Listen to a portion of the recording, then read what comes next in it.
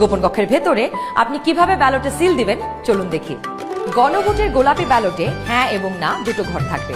সংস্কার বা পরিবর্তন চাইলে হ্যাঁতে সিল মারুন। গণভোটে আপনি হ্যাঁ দিলে সবগুলো সংস্কার পাবেন, আর না দিলে কোনো সংস্কারই পাবেন না।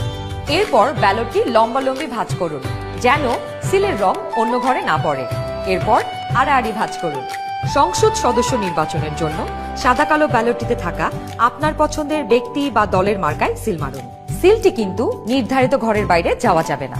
মার্কার বাইরে সিল পড়লে আপনার মহামূল্যবান ব্যালটটি বাতিল হয়ে যাবে।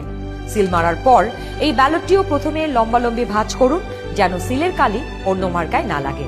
এরপর আড়াআড়ি ভাঁজ করুন। এবার গোপন কক্ষ থেকে বের হয়ে স্ট্যাম্পটি সহকারী প্রিজাইডিং অফিসারকে ফেরত দিন এবং একই ব্যালট বক্সে দুটি ব্যালট পেপার ফেলুন। ব্যাস হয়ে গেল একদিনে 2 ভোট। একদম সহজ, তাই না? তাহলে নিশ্চিন্তে ভোটের দিন চলে আসুন আপনার ভোট কেন্দ্রে আর ভোট দিয়ে বুঝে নিন দেশের মালিকানা। দেশের চাবি আমাদের হাতে।